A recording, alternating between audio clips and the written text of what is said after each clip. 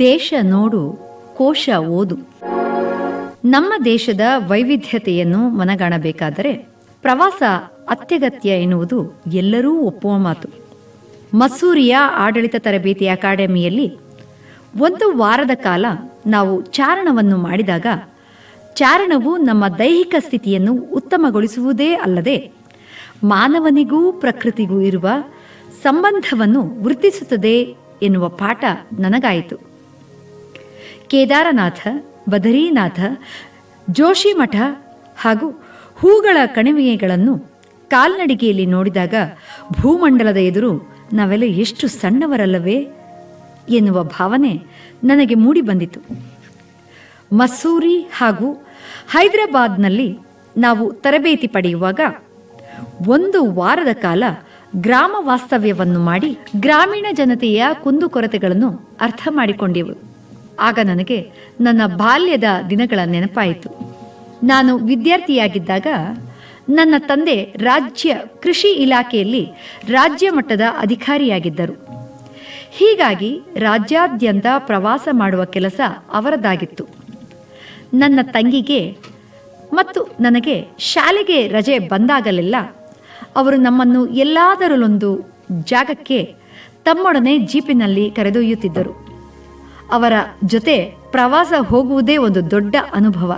ನಮ್ಮ ವಾಹನ ಬೆಂಗಳೂರಿನಿಂದ ಹೊರಗೆ ಹೊರಟ ಕೂಡಲೇ ದಾರಿಯಲ್ಲಿ ಕಂಡ ಹೊಲ ಗದ್ದೆಗಳ ಬಳಿ ಜೀಪನ್ನು ನಿಲ್ಲಿಸಿ ನಮ್ಮನ್ನು ಕೆಳಗಿಳಿಸಿ, ಆ ಹೊಲದಲ್ಲಿ ಏನು ಬೆಳೆಯುತ್ತಿದ್ದಾರೆ, ಅದು ಕಡಲೆಕಾಯಿ ಬೀಜವೇ, ಇಲ್ಲವೇ ಆಲೂಗಡ್ಡೆಯೇ, ಇಲ್ಲವೇ ಯಾವುದಾದರೂ ಹೂವೇ ಎಂದು ಪ್ರತಿಯೊಂದು ಬೆಳೆಯನ್ನು ವರ್ಣಿಸುತ್ತಿದ್ದರು.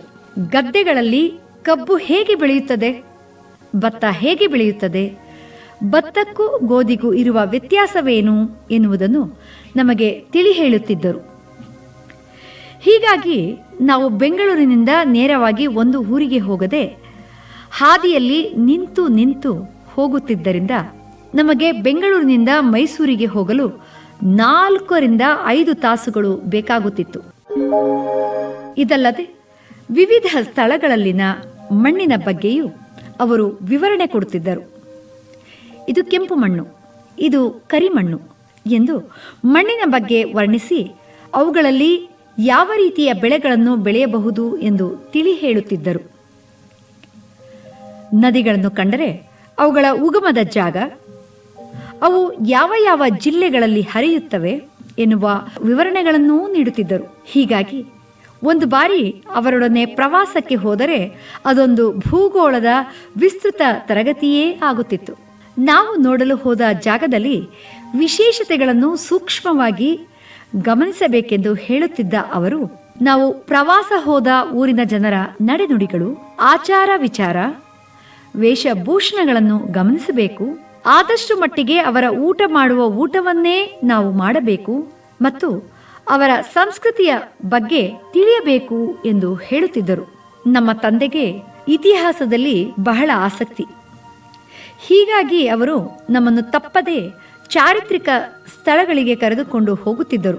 ಕೋಟೆ ಕೊತ್ತಲೆಗಳಿಗೆ ಕರೆದೊಯ್ದು ಅಲ್ಲಿಯ ಶಿಲಾಶಾಸನಗಳು, ಶಿಲ್ಪಗಳನ್ನು ತೋರಿಸಿ ಕಲ್ಲುಗಳಲ್ಲಿ ಕೆತ್ತಿದ್ದ ಮೂರ್ತಿಗಳ ವೈಭವವನ್ನು ಗಮನಿಸಲು ಹೇಳುತ್ತಿದ್ದರು. ನಾನು ಅವರೊಡನೆ ಮೊಟ್ಟ ಮೊದಲ ಬಾರಿಗೆ ಹಂಪಿಗೆ ಹೋಗಿ ನೋಡಿದ ನೋಟಗಳನ್ನು ಇಂದಿಗೂ ಮರೆತಿಲ್ಲ. ನಮ್ಮ ತಂದೆ ಅವುಗಳ ಬಗ್ಗೆ ಕೊಟ್ಟ ವಿವರಣೆಗಳು ಇನ್ನೂ ಕಣ್ಣಿನಲ್ಲಿ ಕಟ್ಟಿದಂತಿವೆ. ಅದೇ ರೀತಿಯೇ ನಾನು ಗದುಗಿನ ವೀರನಾರಾಯಣ ದೇವಾಲಯವನ್ನು 60 ವರ್ಷಗಳ ಹಿಂದೆ ನೋಡಿದ್ದರೂ ನನ್ನ ಭೇಟಿಯ ನೆನಪು ಇನ್ನೂ ಮಾಸಿಯೇ ಇಲ್ಲ.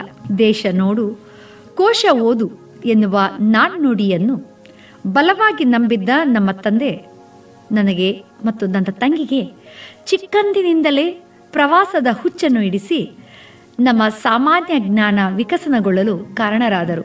ಇದೇ ಕಾರಣಕ್ಕಾಗಿಯೇ ನನಗೆ ಸ್ಪರ್ಧಾತ್ಮಕ ಪರೀಕ್ಷೆಗಳಲ್ಲಿ ಸಾಮಾನ್ಯ ಜ್ಞಾನದ ಪೇಪರ್ ಉತ್ತರಿಸಲು ಸುಲಭವಾಯಿತು. ನಾವು IPS ಪ್ರಶಿಕ್ಷಣಾರ್ಥಿಗಳಾಗಿದ್ದಾಗ ನಮಗೆ ಭಾರತ ದರ್ಶನ ಪ್ರವಾಸ ಕಡ್ಡಾಯವಾಗಿತ್ತು. ದೇಶವನ್ನು 4 ಭಾಗಗಳಾಗಿ ವಿಂಗಡಿಸಿ ನಮ್ಮ ತವರು ರಾಜ್ಯ ಇರುವ ವಲಯವನ್ನು ಹೊರತುಪಡಿಸಿ ಬೇರೆ ವಲಯವನ್ನು ಆಯ್ಕೆ ಮಾಡಿಕೊಳ್ಳಬೇಕಾಗಿತ್ತು. ನಾನು ಈಶಾನ್ಯ ಭಾಗವನ್ನು ನನ್ನ ಪ್ರವಾಸಕ್ಕೆಂದು ಆರಿಸಿಕೊಂಡೆ. ಈ ಪ್ರವಾಸಕ್ಕೆ ನನ್ನನ್ನೇ ತಂಡದ ನಾಯಕನೆಂದು ನೇಮಿಸಲಾಯಿತು. ನನ್ನ ಜೊತೆ ಬರುವ 25 ಪ್ರಶಿಕ್ಷಣಾರ್ಥಿಗಳ ರೈಲು ಅಥವಾ ವಿಮಾನ ಪ್ರಯಾಣ, ವಸತಿ ಹಾಗೂ ಊಟದ ವ್ಯವಸ್ಥೆಯನ್ನು ನಾನು ಮಾಡಬೇಕಾಗಿತ್ತು. ನಮ್ಮ ಜೊತೆ ಅಕಾಡೆಮಿಯ ಸಹ ನಿರ್ದೇಶಕರೊಬ್ಬರನ್ನು ಕಳುಹಿಸಲಾಗುತ್ತಿತ್ತು. ನನ್ನ ತಂಡದ ಜೊತೆ ಹೋಗಲು ನಮ್ಮ ಕಾನೂನು ಅಧ್ಯಾಪಕರಾದ ಶ್ರೀ ಎಂ ತಿವಾರಿ ಇವರ ನೇಮಕವಾಗಿತ್ತು. ಇವರ ಸಹಾಯದಿಂದ ನಾನು ಹೋಗಬೇಕಾಗಿದ್ದ ಪಶ್ಚಿಮ ಬಂಗಾಳ, ಸಿಕ್ಕಿಂ, ಅಸ್ಸಾಂ, ಮೇಘಾಲಯ ರಾಜ್ಯಗಳ ಪೊಲೀಸ್ ಮುಖ್ಯಸ್ಥರನ್ನು ಸಂಪರ್ಕಿಸಿ ವಸತಿ ವ್ಯವಸ್ಥೆಯನ್ನು ಮಾಡಿದೆ. ಸಿಕಂದರಾಬಾದ್ ರೈಲ್ವೆ ಅಧಿಕಾರಿಗಳನ್ನು ಸಂಪರ್ಕಿಸಿ ನಮ್ಮ ತಂಡಕ್ಕಾಗಿಯೇ ಒಂದು ವಿಶೇಷ ಮೊದಲನೇ ದರ್ಜೆಯ ಬೋಗಿಯನ್ನು ಕಾಯ್ದಿರಿಸಿದೆ. ಸುಮಾರು 2 ವಾರಗಳ ಅವಧಿಯ ನಮ್ಮ ಪ್ರವಾಸದಲ್ಲಿ ನಾವು ಕಲ್ಕತ್ತಾ, ಡಾರ್ಜಿಲಿಂಗ್, ಕಾಲಿಂಪಾಂಗ್, ಸಿಲಿಗುರಿ, ಗ್ಯಾಂಗ್ಟಕ್, ಗುವಾಹತಿ, ಶಿಲಾಂಗ್, ಚಿರಾಪುಂಜಿ ಮುಂತಾದ ಜಾಗಗಳಿಗೆ ಹೋದೆವು. ಆಯಾ ರಾಜ್ಯದ ಪೊಲೀಸ್ ವ್ಯವಸ್ಥೆಯ ಬಗ್ಗೆ ಅಧ್ಯಯನ ಮಾಡಿದೆವು. ಈ ಪ್ರವಾಸದ ಫಲವಾಗಿ ನನಗೆ ದೊಡ್ಡ ಗುಂಪುಗಳಿಗೆ ಪ್ರವಾಸ ಏರ್ಪಡಿಸುವುದರ ಬಗ್ಗೆ ಉತ್ತಮ ಜ್ಞಾನ ಲಭಿಸಿತು. ನಾವು ಸಿಕ್ಕಿಂ ರಾಜ್ಯಕ್ಕೆ ಭೇಟಿ ನೀಡಿದಾಗ ನಮ್ಮ ರಾಜ್ಯ ಆಗತಾನೆ ಭಾರತ ದೇಶದಲ್ಲಿ ವಿಲೀನಗೊಂಡಿದ್ದು, ನಾವೆಲ್ಲರೂ ವಿದೇಶಕ್ಕೆ ಬಂದಿದ್ದೇವೆ ಎನ್ನುವ ಭಾವನೆ ನಮಗೆ ಉಂಟಾಯಿತು. ನಾವು ಚಿರಾಪುಂಜಿಗೆ ಭೇಟಿ ನೀಡಿದ ನಂತರ ಮುಂದೆ ಸಾಗಿ ಬಾಂಗ್ಲಾದೇಶದ ಗಡಿಗೂ ಭೇಟಿ ನೀಡಿದೆವು. ಆ ಸಮಯದಲ್ಲಿ BSF ಅಧಿಕಾರಿಗಳು ನಮಗೆ ಔತಣ ಕೂಟವನ್ನು ನೀಡಿದರು. ಔತಣದ ನಂತರ ಅಲ್ಲಿಯ ವೀಳ್ಯದ ಎಲೆ ಚೆನ್ನಾಗಿರುತ್ತದೆ, ತಿನ್ನಿ ಎಂದು ಕೊಟ್ಟರು. ಆ ಊರಿನ ಅಡಿಕೆಯನ್ನು ಎಲೆಯ ಜೊತೆ ಸೇರಿಸಿ ತಿಂದ 2 ನಿಮಿಷದಲ್ಲಿ ನಾನು ತಲೆ ತಿರುಗಿ ಕೆಳಗೆ ಬಿದ್ದು ಬಿಟ್ಟೆ. ಆ ನಂತರ ನನಗೆ ಪ್ರಥಮೋಪಚಾರದ ನೀಡಿ ಎಚ್ಚರಿಸಲಾಯಿತಂತೆ. ಏಕೆ ಹೀಗಾಯಿತು ಎಂದು ನಾನು ಕೇಳಿದಾಗ, ಈಶಾನ್ಯ ಭಾರತದ ಜನರು ಹಸಿ ಅಡಿಕೆಯನ್ನು ತಿನ್ನುವುದರಿಂದ ಹಸಿ ಅಡಿಕೆಯಲ್ಲಿರುವ ಮಾದಕ ಪದಾರ್ಥವು ಅಭ್ಯಾಸವಿಲ್ಲದವರಿಗೆ ಕಿಕ್ ಕೊಡುತ್ತದೆ ಎಂದು ತಿಳಿದು ಬಂತು. ನನಗಂತೂ ಸರಿಯಾದ ಕಿಕ್ಕೇ ದೊರೆತಿತ್ತು. ಹೈದರಾಬಾದ್ ಅಕಾಡೆಮಿಯಲ್ಲಿ ನಮ್ಮ ತರಬೇತಿಯು ಮುಗಿದ ಕೂಡಲೇ ನಮ್ಮನ್ನು ವಿವಿಧ ತಂಡಗಳಾಗಿ ಮಾಡಿ ಭಾರತೀಯ ಸೈನ್ಯದ ಜೊತೆ ತರಬೇತಿ ಹೊಂದಲು ನಿಯೋಜಿಸಲಾಯಿತು. ಇದು 2 ವಾರಗಳ ತರಬೇತಿಯಾಗಿತ್ತು. ಸೈನಿಕರ ಜೊತೆ ನಾವು ಭಾರತದ ಗಡಿ ಪ್ರದೇಶದಲ್ಲಿ ಕೆಲಸ ಮಾಡಬೇಕಾಗಿತ್ತು. ನನ್ನ ತಂಡವನ್ನು ಜಮ್ಮು ಕಾಶ್ಮೀರಕ್ಕೆ ನಿಯೋಜಿಸಲಾಯಿತು. ನಾವು ಮೊದಲಿಗೆ ಜಮ್ಮು ಬಳಿ ಇರುವ ಊರಿ ಪ್ರದೇಶಕ್ಕೆ ಹೋದೆವು. ಇದೇ ಹೆಸರಿನ ಸಿನಿಮಾ ಒಂದು ಕೆಲ ಕಾಲದ ಹಿಂದೆ ಬಿಡುಗಡೆಯಾಗಿತ್ತು. ಪಾಕಿಸ್ತಾನ ಗಡಿಯಿಂದ ಕೇವಲ 18 ಕಿಲೋಮೀಟರ್ ದೂರದಲ್ಲಿರುವ ಈ ಊರಿನಿಂದ ನಾವು ಗಡಿ ಭಾಗದ ಸೈನ್ಯ ಠಿಕಾಣಿಗಳಿಗೆ ಹೋದೆವು. ನಮ್ಮ ದೇಶದ ಸೈನಿಕರ ಜೊತೆ ಕೆಲವು ಗಂಟೆಗಳ ಕಾಲ ನಾವು ಬಂಕರ್ನಲ್ಲಿ ವಾಸವಾಗಿದ್ದೆವು. ಅಲ್ಲಿಂದ ಉದಾಂಪುರ್ಗೆ ಬಂದು ಅಲ್ಲಿ 2 ದಿನ ನಮ್ಮ ಸೈನ್ಯವು ಯಾವ ರೀತಿ ಕಾರ್ಯನಿರ್ವಹಿಸುತ್ತದೆ ಎಂದು ಅಭ್ಯಾಸ ಮಾಡಿ ಮುಂದೆ ಶ್ರೀನಗರಕ್ಕೆ ತೆರಳಿದೆವು. ಶ್ರೀನಗರದಲ್ಲಿ ಕೊರೆಯುವ ಚಳಿ. ನಾವು ಹೋದಾಗ ದಾಲ್ ಸರೋವರವು ಹೆಪ್ಪುಗಟ್ಟಿ ಅದರ ಮೇಲೆ ಯಾರಾದರೂ ನಡೆಯಬಹುದಾಗಿತ್ತು. ಮುಂದೆ ಪಟ್ಟಣ್ ಎನ್ನುವ ಇನ್ನೊಂದು ಗಡಿ ಚೆಕ್ ಪೋಸ್ಟ್ಗೆ ನಿಯೋಜಿತರಾದೆವು. ಅಲ್ಲಿ ಆದ ಅನುಭವವೇ ಬೇರೆ. ಪಾಕಿಸ್ತಾನದ ಸೈನಿಕರು ನಮ್ಮಿಂದ ಕೇವಲ 100 ಅಡಿ ದೂರದಲ್ಲಿ ನಿಂತಿದ್ದು ನಮ್ಮ ಚಲನವಲನಗಳನ್ನು ಗಮನಿಸುತ್ತಿದ್ದರು.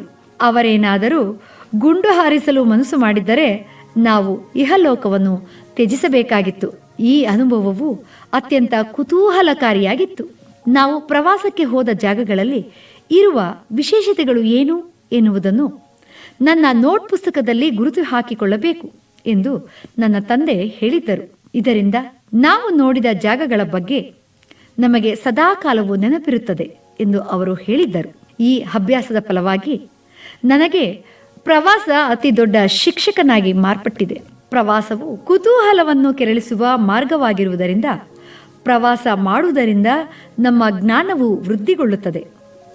ಶಾಲೆಯಲ್ಲಿ 1 ವರ್ಷ ಕಲಿಯುವಷ್ಟು ವಿಷಯಗಳನ್ನು ನಾವು ಕೇವಲ ಒಂದೇ ಪ್ರವಾಸದಲ್ಲಿ ಕಲಿಯಬಹುದಾಗಿದೆ.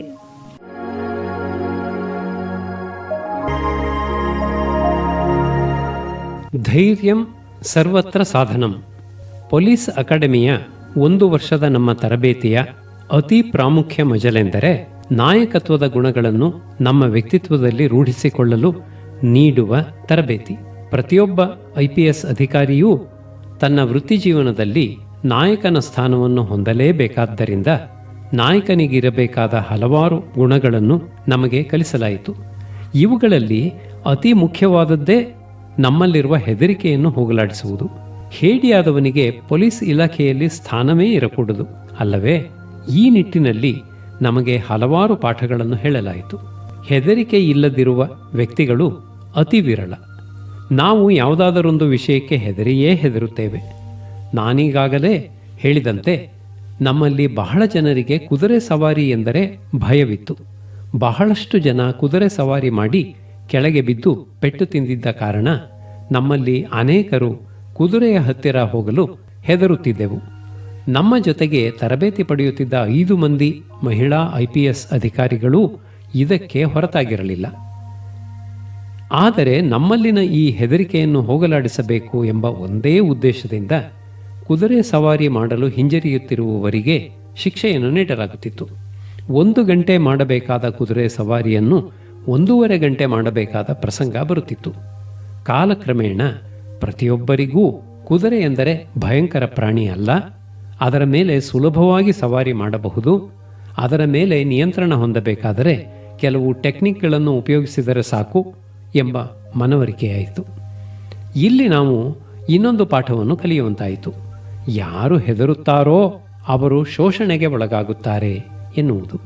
ಹೆದರಿದ ಸವಾರನನ್ನು ಮಾತ್ರ ಕುದುರೆ ಕೆಳಗೆ ಬೀಳಿಸುತ್ತದೆ ಎನ್ನುವ ಅಂಶದಿಂದ ಇದು ನಮಗೆ ಮನವರಿಕೆಯಾಯಿತು. ಅದೇ ರೀತಿ ಈಜಾಟ ಮಾಡುವುದಕ್ಕೂ ಹಲವಾರು ಜನರು ಹೆದರುತ್ತಿದ್ದರು. ನೀರನ್ನು ಕಂಡರೆ ಭಯವಿದ್ದವರೂ ಕಡ್ಡಾಯವಾಗಿ ಈಜನ್ನು ಕಲಿಯಬೇಕಾಗಿತ್ತು. ನುರಿತ ಶಿಕ್ಷಕರು ಈಜುಕೊಳದಲ್ಲಿದ್ದು ನಮಗೆ ನೀರಿನ ಬಗ್ಗೆ ಇರುತ್ತಿದ್ದ ಹೆದರಿಕೆಯನ್ನು ಕಾಲಕ್ರಮೇಣ ಹೋಗಲಾಡಿಸಿದರು. ಬಂಡೆಗಳನ್ನು ಹತ್ತುವ ತರಬೇತಿಯನ್ನೂ ನಮ್ಮಲ್ಲಿ ಧೈರ್ಯವನ್ನು ತುಂಬಲು ನೀಡಲಾಗುತ್ತಿತ್ತು ಎಂದೇ ನಾನು ಭಾವಿಸಿದ್ದೆ. ಕಡಿದಾದ ಬಂಡೆಗಳನ್ನು ಹಗ್ಗದ ಸಹಾಯದಿಂದ ಮತ್ತು ನಮ್ಮ ಜೊತೆಗಾರರ ಸಹಾಯದಿಂದ ಹತ್ತುವಾಗ ನಾವು ಎಲ್ಲಿ ಕಾಲು ಜಾರಿ ಕೆಳಗೆ ಬಿದ್ದು ಬಿಡುತ್ತೇವೋ ಎಂಬ ಹೆದರಿಕೆ ಆಗುತ್ತಿತ್ತು. ಆದರೆ ಯಾರೊಬ್ಬರಿಗೂ ಗಾಯವಾಗದಂತೆ ನೋಡಿಕೊಳ್ಳುವ ಜವಾಬ್ದಾರಿ ಶಿಕ್ಷಕರಿಗಿತ್ತು. 1 ವಾರದ ಅವಧಿಯ ಬಂಡೆ ಹತ್ತುವ ಕಾರ್ಯಕ್ರಮದಲ್ಲಿ ಯಾವ ಪ್ರಶಿಕ್ಷಣಾರ್ಥಿಯೂ ಮೈಗೆ ಪೆಟ್ಟು ಮಾಡಿಕೊಳ್ಳುವ ಸಂಭವ ಬರಲಿಲ್ಲ. ಕುದುರೆ ಸವಾರಿ, ಈಜಾಟ, ಬಂಡೆ ಹತ್ತುವುದರಿಂದ ಎಲ್ಲ ಪ್ರಶಿಕ್ಷಣಾರ್ಥಿಗಳು ಸ್ವಲ್ಪ ಮಟ್ಟಿಗೆ ಧೈರ್ಯವಂತರಾದರು. ಆದರೆ ನಮ್ಮ ಮುಂದಿನ ಪಾಠಗಳು ಇನ್ನಷ್ಟು ಕಠಿಣವಾಗತೊಡಗಿದವು. ಕಾಡುಗಳಲ್ಲಿ ಏಕಾಂಗಿಯಾಗಿಯೋ ಇಲ್ಲವೇ ಜೊತೆಗಾರನೊಬ್ಬನ ಸಹಾಯ ಪಡೆದು ಕತ್ತಲಲ್ಲಿ ಸಂಚಾರ ಮಾಡುವಾಗ ಹಾವು, ಚೇಳು ಹಾಗೂ ಕಾಡು ಪ್ರಾಣಿಗಳ ಬಗ್ಗೆ ಆತಂಕವಾಗುತ್ತಿತ್ತು. ಅವುಗಳಿಂದ ಹೇಗೆ ರಕ್ಷಿಸಿಕೊಳ್ಳುವುದು, ಕಾಡಿನಲ್ಲಿ ಅಡಗಿರುವವರನ್ನು ಹೇಗೆ ಪತ್ತೆ ಮಾಡುವುದು ಮುಂತಾದವುಗಳೇ ಈ ಶಿಕ್ಷಣದ ಉದ್ದೇಶವಾಗಿತ್ತು. ಕೇವಲ ನಕ್ಷತ್ರಗಳನ್ನು ನೋಡಿಯೇ ಹೇಗೆ ದಿಕ್ಕು ಕಂಡುಹಿಡಿಯುವುದು, ದಾರಿ ತಪ್ಪಿಸಿಕೊಂಡರೆ ಹೇಗೆ ಮರಳಿ ಬರುವುದು ಎಂಬುದನ್ನು ನಮಗೆ ಕಲಿಸಲಾಯಿತು. ಈ ತರಬೇತಿ ಕಠಿಣವಾಗಿಯೇ ಇದ್ದರೂ ಕಮಾಂಡೋ ತರಬೇತಿಯಷ್ಟು ಕಠಿಣವಾಗಿರಲಿಲ್ಲ. ನಾಯಕನಾದವನು ಹೆದರಬಾರದು. ನಾವು ಹೆದರಿಕೆಯನ್ನು ಬಿಟ್ಟಾಗ ಮಾತ್ರ ಎದುರಾಳಿಯನ್ನು ಹಿಮ್ಮೆಟ್ಟಿಸಲು ಸಾಧ್ಯವಾಗುತ್ತದೆ ಎನ್ನುವುದನ್ನು ನಮಗೆ ಮನದಟ್ಟು ಮಾಡಿಕೊಡಲಾಯಿತು. ನಾಯಕತ್ವದ 10 ಮುಖ್ಯ ಗುಣಗಳಲ್ಲಿ ಧೈರ್ಯ ಅತಿ ಮುಖ್ಯ ಗುಣವೆಂದು ಪರಿಗಣಿಸಲ್ಪಡುತ್ತದೆ. ಇದಕ್ಕೆ ಕಾರಣವೇನೆಂದರೆ ನಮ್ಮ ಇತರ ಎಲ್ಲ ಗುಣಗಳೂ ಧೈರ್ಯದ ಮೇಲೆಯೇ ಅವಲಂಬಿತವಾಗಿರುತ್ತದೆ. ವಿನ್ಸ್ಟನ್ ಚರ್ಚಿಲ್ ಹೇಳುವಂತೆ ಒಬ್ಬ ಮಾನವನಿಗೆ ಇರಬೇಕಾದ ಅತಿ ಮುಖ್ಯ ಗುಣವೇ ಧೈರ್ಯ. ನಾಯಕನಾಗಿರಬೇಕಾದವನು ಧೈರ್ಯವನ್ನು ತೋರಿಸದಿದ್ದರೆ ಅವನ ಹಿಂಬಾಲಕರು ಅಥವಾ ಅವನ ಅಧೀನದಲ್ಲಿ ಕೆಲಸ ಮಾಡುವವರು ಮುನ್ನುಗ್ಗುವುದಿಲ್ಲ. ಪೊಲೀಸ್ ಕೆಲಸವಾಗಲಿ ಅಥವಾ ಬೇರೆ ಯಾವುದೇ ಕೆಲಸವಾಗಲಿ ನಮಗೆ ಸಮಸ್ಯೆಗಳು ಎದುರಾದಾಗ ಆ ಸಮಸ್ಯೆಗೆ ಹೆದರಿ ನಾವು ದೂರವಾಗ ಹೊರಟರೆ ಅದು ಅಧೈರ್ಯವಾಗುತ್ತದೆ. ಹಾಗಾಗಿ ನಾವು ಯಾವ ಕೆಲಸವನ್ನೂ ಸಾಧಿಸಲಾಗುವುದಿಲ್ಲ. ವಾಣಿಜ್ಯವೇ ಇರಲಿ, ವ್ಯಾಪಾರವೇ ಇರಲಿ, ವಿದ್ಯಾಭ್ಯಾಸವೇ ಇರಲಿ, ಏನೇ ಇರಲಿ, ಏನಾದರೂ ಸಾಧನೆ ಮಾಡಬೇಕಾದರೆ ಧೈರ್ಯ ನಮ್ಮಲ್ಲಿ ಇರಲೇಬೇಕು. ನಾವು ಯಾವುದೇ ಕೆಲಸ ಮಾಡಬೇಕಾದರೂ ಅದರಲ್ಲಿ ನಾವು ಸೋಲುವ ರಿಸ್ಕ್ ಇದ್ದೇ ಇರುತ್ತದೆ. ಸೈನಿಕನಾದವನು ಕದನಕ್ಕೆ ಹೋದರೆ ಅವನಿಗೆ ಪೆಟ್ಟು ಬೀಳಬಹುದು, ಇಲ್ಲವೇ ಯುದ್ಧ ಭೂಮಿಯಿಂದ ಆತ ಜೀವಂತವಾಗಿ ಮರಳಿ ಬರದಿರಬಹುದು. ನನಗೆ ಪೆಟ್ಟು ಬೀಳುತ್ತದೆ ಎನ್ನುವ ಕಾರಣಕ್ಕೆ ಕದನಕ್ಕೇ ಹೋಗುವುದಿಲ್ಲ ಎನ್ನುವುದು ಹೇಡಿತನ. ಪೊಲೀಸ್ ಅಕಾಡೆಮಿಯಲ್ಲಿನ 1 ವರ್ಷದ ತರಬೇತಿಯಲ್ಲಿ ನಮ್ಮ ಮನದಲ್ಲಿರುವ ಹೆದರಿಕೆಯನ್ನು ತ್ಯಜಿಸಿ ನಮಗೆ ಎದುರಾಗುವ ಸಮಸ್ಯೆಗಳನ್ನು ಧೈರ್ಯದಿಂದ ಎದುರಿಸುವ ಪಾಠವನ್ನು ಕಲಿಸಲಾಯಿತು. ಕೇವಲ ಹೊರಾಂಗಣ ತರಬೇತಿಯಷ್ಟೇ ಅಲ್ಲ, ಒಳಾಂಗಣ ತರಬೇತಿಯಲ್ಲೂ ಹಲವಾರು ಸನ್ನಿವೇಶಗಳನ್ನು ಸೃಷ್ಟಿಸಿ ಅಂತಹ ಪರಿಸ್ಥಿತಿಯಲ್ಲಿ ನಾವು ಹೇಗೆ ಮುಂದುವರಿಯುತ್ತೇವೆ ಎಂಬುದನ್ನು ಪರೀಕ್ಷಿಸಲಾಗುತ್ತಿತ್ತು. ಪೊಲೀಸರು ತಮ್ಮ ವೃತ್ತಿಜೀವನದಲ್ಲಿ ಹಲವಾರು ರೀತಿಯ ಸಮಸ್ಯೆಗಳನ್ನು ಎದುರಿಸಬೇಕಾಗುತ್ತದೆ. ಅತ್ಯಂತ ಕಠಿಣವಾದ ನಕ್ಸಲ್ ಸಮಸ್ಯೆ ಇರಲಿ, ಆತಂಕವಾದದ ಸಮಸ್ಯೆ ಇರಲಿ, ಅಥವಾ ಬೇರಾವುದೇ ರೀತಿಯ ಸಮಸ್ಯೆ ಇರಲಿ, ನಾವು ಧೈರ್ಯದಿಂದ ಮುನ್ನುಗ್ಗುವಂತೆ ನಮಗೆ ತರಬೇತಿಯನ್ನು ನೀಡಲಾಯಿತು. ಪೊಲೀಸರಾಗಿ ನಾವು ನಮ್ಮ ಅಧಿಕಾರದ ಅವಧಿಯಲ್ಲಿ ಸಾರ್ವಜನಿಕರ ಪ್ರತಿಭಟನೆಗಳಿಂದ ಹಿಡಿದು ಆತಂಕವಾದದವರೆಗೆ ಸಮಸ್ಯೆಗಳನ್ನು ಎದುರಿಸಲೇಬೇಕಾಗುತ್ತದೆ ಎಂದು ತಿಳಿಸಿದ ನಮ್ಮ ಶಿಕ್ಷಕರು ಪ್ರತಿ ವರ್ಷವೂ ತಮ್ಮ ಕರ್ತವ್ಯದಲ್ಲಿ ಮಡಿಯುವ ಪೊಲೀಸರ ಸಂಖ್ಯೆ ಯುದ್ಧಗಳಲ್ಲಿ ಸಾಯುವ ಸೈನಿಕರಿಗಿಂತಲೂ ಹೆಚ್ಚು ಎಂದು ಹೇಳಿದಾಗ ನಮಗೇ ಆಶ್ಚರ್ಯವಾಯಿತು, ಸ್ವಲ್ಪ ಭಯವೂ ಆಯಿತು. ಪ್ರತಿ ವರ್ಷವೂ ಅಕ್ಟೋಬರ್ 21ರಂದು ಪೊಲೀಸ್ ಹುತಾತ್ಮ ದಿನವೆಂದು ನಾವು ದೇಶದಾದ್ಯಂತ ಆಚರಿಸುತ್ತೇವೆ. ಆ ಸಂದರ್ಭದಲ್ಲಿ ಕಳೆದ 350 ದಿನಗಳು ಕರ್ತವ್ಯಕ್ಕಾಗಿ ತಮ್ಮ ಪ್ರಾಣವನ್ನೇ ಮುಡಿಪಾಗಿಟ್ಟ ಸೋದರ ಸೋದರಿಯರನ್ನು ನೆನೆದು ಶ್ರದ್ಧಾಂಜಲಿಯನ್ನು ಅರ್ಪಿಸುತ್ತೇವೆ ಎಂದು ನಮ್ಮ ಶಿಕ್ಷಕರು ಹೇಳುತ್ತಿದ್ದರು. ಅದೇ ವರ್ಷ ಅಕ್ಟೋಬರ್ 21ರಂದು ನಮ್ಮ ಅಕಾಡೆಮಿಯಲ್ಲಿಯೂ ಪೊಲೀಸ್ ಹುತಾತ್ಮ ದಿನಾಚರಣೆಯನ್ನು ಆಚರಿಸಲಾಯಿತು. ಆ ವರ್ಷ ನಮ್ಮ ದೇಶದಲ್ಲಿ ಪ್ರಾಣತ್ಯಾಗ ಮಾಡಿದ ಎಲ್ಲ ಪೊಲೀಸ್ ಹುತಾತ್ಮರ ಹೆಸರುಗಳನ್ನು ಓದಲಾದ ನಂತರ ನಮ್ಮ ಬಂದೂಕುಗಳನ್ನು ನೆಲಕ್ಕೆ ಬೊಟ್ಟು ಮಾಡಿ ಕಹಳೆಯಲ್ಲಿ ಮೊಳಗುತ್ತಿದ್ದ ಶ್ರದ್ಧಾಂಜಲಿ ಹಾಡಾದ ಲಾಸ್ಟ್ ಪೋಸ್ಟ್ ಅನ್ನು ಆಲಿಸುತ್ತಾ ನಾವೆಲ್ಲರೂ ಶ್ರದ್ಧಾಂಜಲಿಯನ್ನು ಅರ್ಪಿಸುವಾಗ ನಮ್ಮ ಮನದಲ್ಲಿಯೂ ಒಂದು ದಿನ ನಮ್ಮ ಹೆಸರನ್ನೂ ಓದಿ ಬೇರಿತರರು ನಮಗೂ ಶ್ರದ್ಧಾಂಜಲಿಯನ್ನು ಸಲ್ಲಿಸಬಹುದು ಎಂಬ ಸಣ್ಣ ಭಾವನೆ ಮೂಡದೇ ಇರಲಿಲ್ಲ. ನಮ್ಮ ಕರ್ತವ್ಯದಲ್ಲಿ ನಾವು ಹುತಾತ್ಮರಾಗಬಹುದು ಎಂಬ ಒಂದೇ ಕಾರಣಕ್ಕಾಗಿ ನಾವು ಹೇಡಿಗಳಾದರೆ ನಮ್ಮಲ್ಲಿ ಆತ್ಮಸ್ಥೈರ್ಯವಿರುವುದಿಲ್ಲ. ನಮ್ಮ ಹಿಂಬಾಲಕರಾದ PSI, ಕಾನ್ಸ್ಟೇಬಲ್ ಮತ್ತಿತರರು ನಮಗೆ ಲವಲೇಶವೂ ಮರ್ಯಾದೆಯನ್ನು ಕೊಡುವುದಿಲ್ಲ. ನಾವು ಯಾವುದೇ ಕರ್ತವ್ಯವನ್ನು ಮಾಡಬೇಕಾದರೆ ನಮ್ಮಲ್ಲಿ ಆತ್ಮಸ್ಥೈರ್ಯವಿಲ್ಲದೆ ಹೋದಲ್ಲಿ ಆ ಕರ್ತವ್ಯವನ್ನು ಮಾಡಲು ಅಸಾಧ್ಯ. ನಾಯಕನಾದವನು ತನ್ನ ಹಿಂಬಾಲಕರಿಗೆ ಮೇಲ್ಪಂಕ್ತಿಯನ್ನು ಹಾಕಿಕೊಡದೇ ಹೋದರೆ ಅವನಿಗೆ ಹಿಂಬಾಲಕರೇ ಇರುವುದಿಲ್ಲ. ಭಯವು ಮರಣಕ್ಕೆ ಸಮಾನವಾದುದು ಎಂದು ಹಲವಾರು ಜನರು ಹೇಳುತ್ತಾರೆ. ತನ್ನೊಳಗೆ ಇರುವ ಭಯವನ್ನು ಜಯಿಸದೇ ಹೋದವ ಹಲವಾರು ರೀತಿಯ ಶೋಷಣೆಗಳಿಗೆ ಒಳಗಾಗುತ್ತಾನೆ. ಭಯವೆನ್ನುವುದು ನಮಗೆ ಹುಟ್ಟಿನಿಂದ ಬರುವ ಗುಣವಲ್ಲ. ಒಂದು ಸಣ್ಣ ಮಗುವಿಗೆ ಹೆದರಿಕೆಯೇ ಇಲ್ಲದಿರುವುದನ್ನು ನಾವು ಗಮನಿಸಿದ್ದೇವೆ. ಆದರೆ ಮಕ್ಕಳು ದೊಡ್ಡವರಾದಂತೆ ಅವರ ತಂದೆ ತಾಯಿ, ಬಂಧು ಬಳಗ ಹಾಗೂ ಸ್ನೇಹಿತರು ಅವರ ಮನದಲ್ಲಿ ಕೆಲವು ವಿಷಯಗಳ ಬಗ್ಗೆ ಭಯವನ್ನು ಹುಟ್ಟುಹಾಕುತ್ತಾರೆ. ಚಿಕ್ಕಂದಿನಿಂದಲೇ ನಾವು ಬೆಳೆಸಿಕೊಂಡ ಭಯ ಸಾಯುವವರೆಗೂ ನಮ್ಮನ್ನು ಬಿಡುವುದಿಲ್ಲ. ಅದು ನಮ್ಮನ್ನು ಬಿಡಬೇಕಾದರೆ ನಾವು ಪ್ರಯತ್ನವನ್ನು ಮಾಡಬೇಕಾಗುತ್ತದೆ. ನೆಲ್ಸನ್ ಮಂಡೇಲಾ ಹೇಳಿರುವಂತೆ ಧೈರ್ಯ ಎಂದರೆ ಹೆದರಿಕೆ ಇಲ್ಲದಿರುವುದು ಎಂಬರ್ಥವಲ್ಲ.